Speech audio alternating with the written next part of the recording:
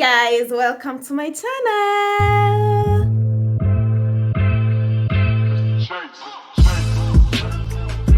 Now, the first step towards achieving your financial freedom is to first understand your financial situation. Understanding your financial situation involves understanding your income, how much do you earn, and what are the expenses you usually make. That involves things you have to pay, the bills at the end of every month, and the debts you have. And now this will help you to create a long-term and short-term financial goal.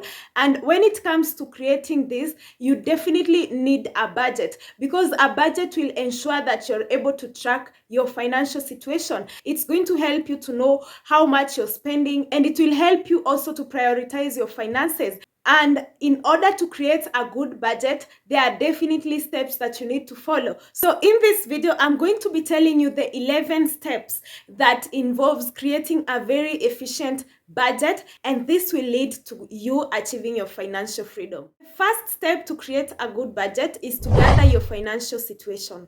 Financial situation involves every statement about your finance. So it involves getting your financial statement, your bank statement, your finances and your bill, and also getting the expenses that you usually have at the end of every month. This involves all those things like electricity bills, house rent, all those things that you have to cater for each and every month.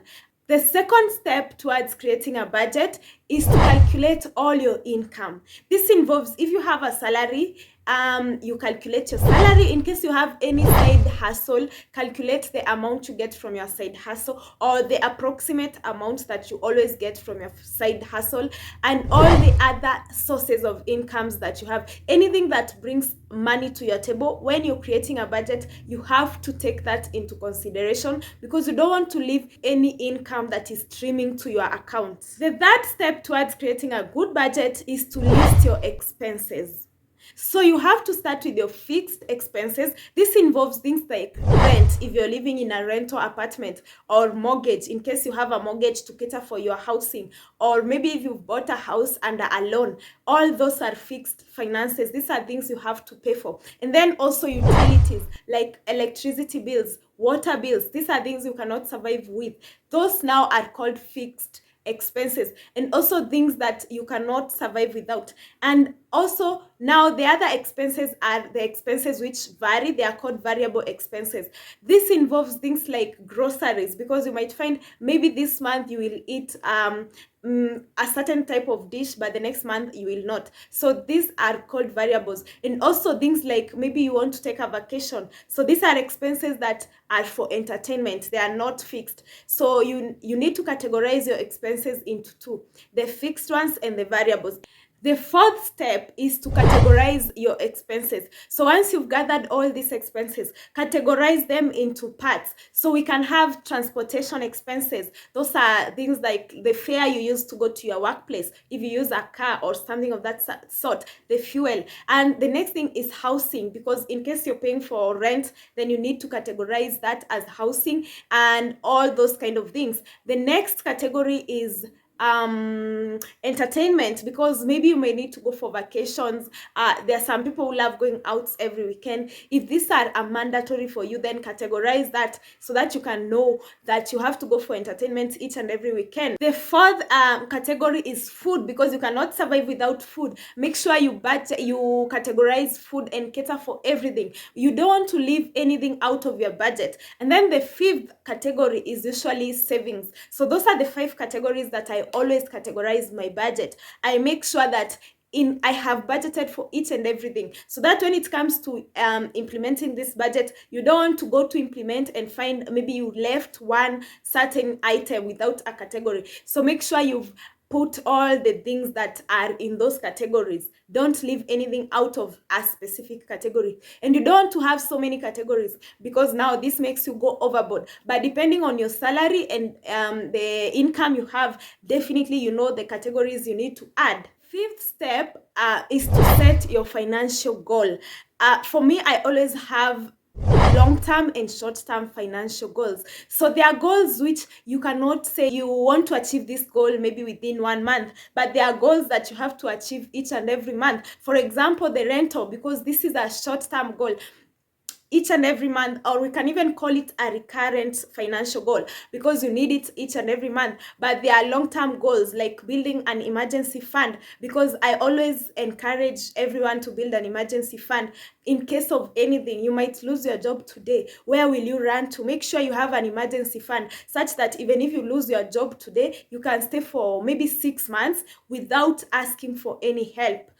That's what we call an emergency fund. And also maybe things like paying off debts and loans. If you have a loan, set a goal. What time, after how long do you want to pay off this debt, pay off this loan? So you have to categorize your financial goals. Some have to be short-term and some long-term. But things like going for a vacation, that is also a long-term financial goal. So you make sure your goals are in just two categories, either short-term or long-term. And when you're creating a budget, you definitely are creating that budget because you have a goal.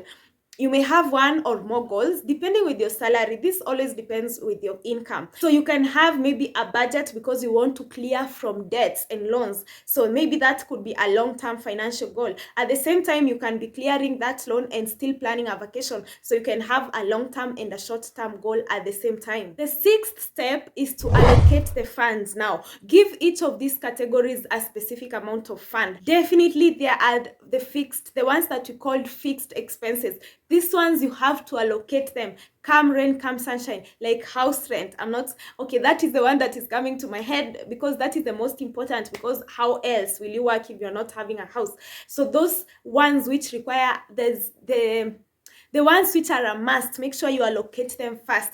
And things like food also. And then now, after you're done allocating for those, distribute the remaining ones to the other categories. Remember, each category that you've put requires a specific amount. So the remaining amount, make sure you distribute evenly to the remaining categories. The seventh step is to track your spending. So now, this is the most important thing when it comes to now achieving your budget. When it comes to spending, keep tracking your spending. Make sure there is no category that is spending the amount for the other category. So each category has to remain within its budget. And most of the time, for me, I use apps to track my budget. I keep sampling different apps. I'm not going to recommend any app right now because I've not yet come to a conclusion. And because this video is not sponsored, I know if I mention apps here, you guys think I'm sponsored, but I'm not sponsored. So just go and look for budgeting apps that will help you to track your budget, the one that is suitable for you, and track it. Make sure you stick. The most important part about a budget is to stick to it. So make sure you're tracking your budget each and every time. The eighth step is to adjust if need be. So in case of anything, you have to keep on reviewing your budget. The budget you made last month may be different from the one of this month, so you just adjust and maybe change a little bit depending. But sometimes if nothing is changing, if all variables are constant, then you can proceed with that budget each and every month. But you find sometimes you may maybe get a salary increment. This means you may need to review your budget, allocate maybe more money to savings or more money to paying debt or something of that sort. So you have to keep on reviewing your budget. And also sometimes you might find you are paying this loan and now you're done paying this loan. So the amount you had allocated for that loan, you need to sit down and budget for that amount. So every time I love to keep on reviewing my budget. And also you might achieve a certain financial goal. Maybe you are saving for this vacation, maybe 30,000, and you're done. So you need to allocate now that fund to something else. So you have to keep on reviewing your budget. Another thing is to build savings. So this will help you also to build wealth. You cannot create wealth if you're not saving anything. So when it comes to creating a good budget, then you need to have a budget for savings. And also, as I've said, you also need to have emergency fund. Every time you have a job or any stream of income, make sure you have an emergency fund. So you have to consider building savings, because I strongly believe you cannot go far with finances if you don't have any savings. You need to have a savings account, and this will also help you to be able to stick to your budget, because anytime you get maybe an emergency, you're not going to hautakoroga your budget yako. You will just take the savings fund and sort out. You might get an emergency that you are not expecting, and ukute sasa hiyo mwezi hujaweza kulipa rent.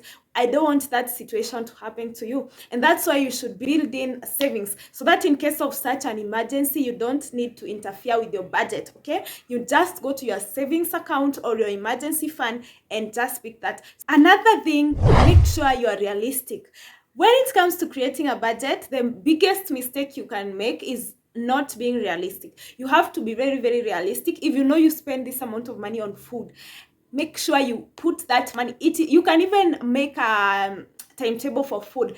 I know when I was starting, I had to make a timetable for food, so that Monday I'll eat this, it will cost me this. Tuesdays I'll eat this, it is going to cost me this, because you don't want to under budget for anything. And also you don't want to be too strict hadi ushinde kuvumilia. So if you do a very, very strict budget, then you're not going to be able to adhere. So just make sure the most important things like utilities and food are getting enough amount, so that you can be able to adhere to your budget. And this is something that makes so many people not to be able to stick to their budget. If you really believe in budgeting, then you have to be realistic enough. The 11th and the last step is to monitor and reflect on that budget. So you keep monitoring yourself. Check if you're following the budget, and also reflect and see, is it helping you? Did you allocate maybe too much money on this thing and maybe too little money? If it is your first time, definitely you might find this something common. You might find maybe you allocated too much amount of money to something and then you under budgeted for something else.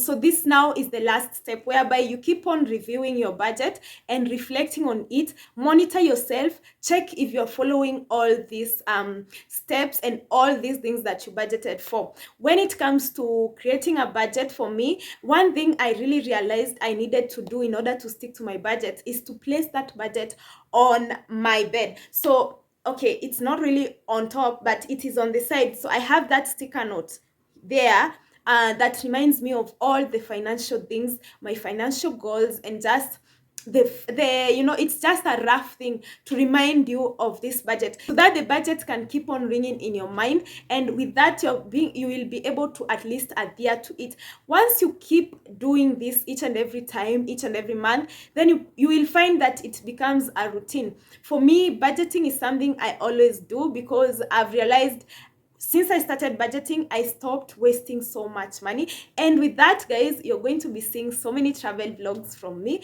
of course, in my travel vlog channel. Yeah, so most of these people that you see achieving their financial freedom actually live on a budget, and it also helps you to avoid squandering all your money and maybe misusing it. It helps you to prioritize your things and your life. So in case you want to achieve your financial freedom, you definitely need a budget for that.